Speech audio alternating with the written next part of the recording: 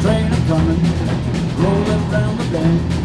I ain't seen the sunshine since I don't know when. I'm stuck in Folsom Prison, time keeps dragging on. But that train keeps rolling, on down to San Antone. When I was just a baby, my mama told me, son, always be a good boy, don't ever play with guns. But I shot a man in Reno just to watch him die. Brian's got his old steam engine hat on. 2816. Came into the yard here about 5 years ago. See, I'm putting the handbrake on. Okay? This is the first terminal out of Toronto that they change crews, and then from here they go up to Cartier, which is north of Sudbury, and another crew takes over. So we got two different crews here. The bunkhouse is sitting right over there, where they change. In the station, if you can get a picture of it. This was incorporated here about 20-some years ago on this spot, and it came out in the 70s, this kind of type of caboose. And the older cabooses were all wooden. This is steel. This is 56,000 tons, the weight of this caboose here right now.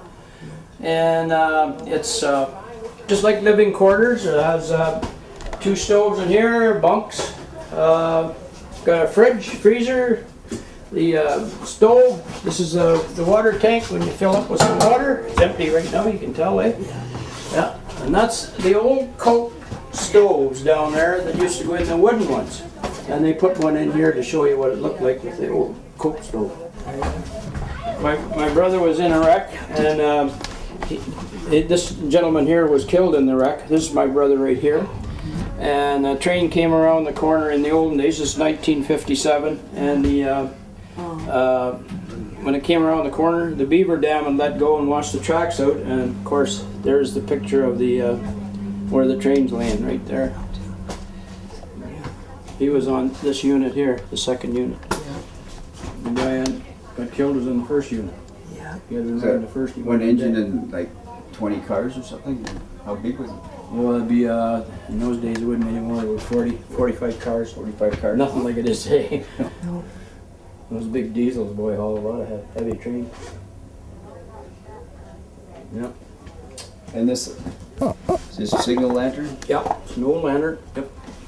And it ran on kerosene? Or is this a little pump here to you pump the kerosene up? Yep. Pump the kerosene, and that would light the lantern. That's cool. No electricity needed. No. The gentlemen that are coming to work, they would sign in over at the station, and they would sign in that they've gone to work, and away they go on the train. And when they came back, they would sign at another location down here that they're booking off for the trip when they came back. I told you this morning. That's awesome. Oh yeah, that's right. And I think Kathy's going to be the train man. Right. Okay. Yeah. I want to be the brakeman. Be the brakeman. There you go. There it is. And his postcards. Yeah, for sure. It's a great little spot for tourism. Yeah. Oh. And we've got some pictures up here. Yeah, that's right. Last time. Some wrecks, more wrecks. This is the coal chutes when they are loaded up with coal, and the cinder pits are there where they dump their excess when they come in. Yeah. And there used to be a water tower where they had to put water on the steam engine. Yeah, that's right. Yeah, there's the wreck in the yard there on the main line, held things up. This is the living quarter area down here. Yeah. Okay. Whoa! Oh, this is comfy. There's a visitor. Now quit slacking on the job there. Well, I get my old blues guitar out and I'm all set to go. Welcome to the MacTier Caboose, and don't forget Henry. Yeah, and Henry, of course. Yeah, nice uniform. There's the other stove. That's the oil one. That's the oil burner type. Oil burner type, yeah. Yep. When the old days, when the cars were going around the corner, one always sat up there. Yeah. And they would go around the turn and they would look for any smoke coming from the wheels or anything. Yeah. And if they did, You pull this cord here, and that pulls the whole train stop. Oh, that's cool. And then, if they're going to Brit, or if you're going from here and up at Brit, the orders had changed. Yeah. And the station master up there would come out with this hoop, and he would have new orders. Yeah. And the front end of the train might go by him because they can't get stopped, so the back end would pick up the hoop and pick up the orders, and they would have to back up and look at the orders. Yeah. And that's what these were here for up here. Yeah. That's awesome.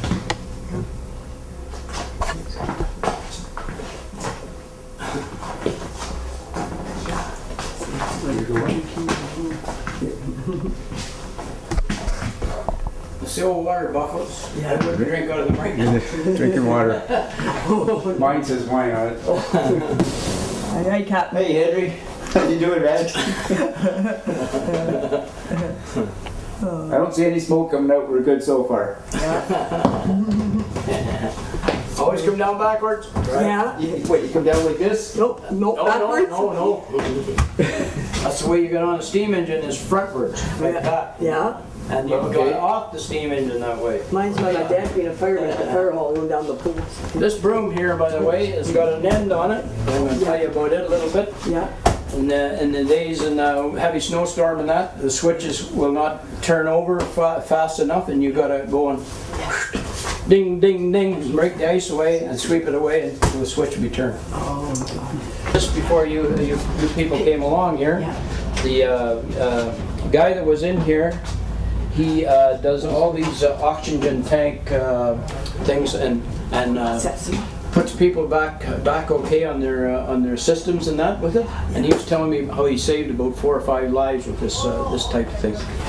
That's been good, eh? Everyone got a small television or something. I think recorded with it. Well, in the wintertime, that that's the pressure on the track. It's a pressure from the Pressure that's coming back from the steam engine. Oh, okay. And you got to ride at a certain temperature all the time. Usually it's around 70 to 80. And So it keeps, if if it this was starts pulled by going steam- down, you got a small leak in the airline somewhere. This is, you have to keep an eye on this all the time. And this here used to be the old switch keys. Yeah. When you had to go to the siding, you turn. I was working on the yard over here. I worked here for 13 years, and we had a heck of a snowstorm, and we had to do what they call spread the yard. So there's 16 tracks, and you start over in 16 track, and you keep moving the snow over to 15, 14, and down. So we get over to number 2 track, and there's the spreader, the plow behind, and a diesel pushing, okay? So he had to back up way back up here in the track a ways, and the engineer was kind of a guy with loose with the throttle, and he wound her up, and down we come, and we came down, and the 2 stations there, when we went by the 2 stations on number 2 track, we put all the windows out of the station and the restaurant, and went all the way down. And when we went away down at the far end, the snow was going at least 60 feet over. Anyway, the crews of the station crew were all out shaking their fists at us in the restaurant. Well, it was too late then. But the snow. That's it. Okay, and that was this one up here. Well, it looked, There you go. and that's partially what it would look like No. after it's spread. That's quite the deep snow. There's almost as high as this. Oh, you could walk right up in the roof on that. Yeah. It was almost like it was this year. Yeah. Up there. Oh yeah. Yeah, it was pretty nice.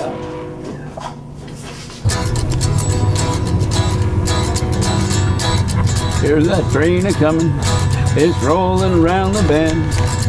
I ain't seen the sunshine since I don't know when. Here I am at MacTier. Welcome to the Stewart Lake Jam. George on drums.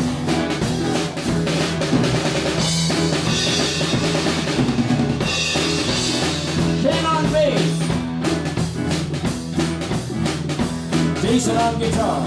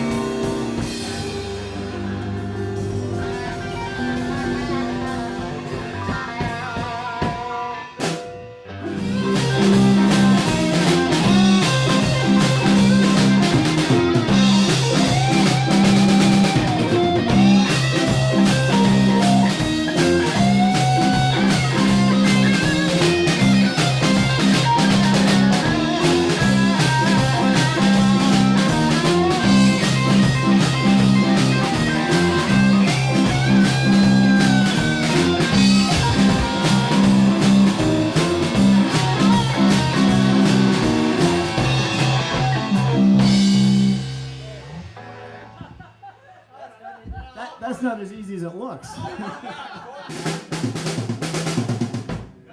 Bloopers.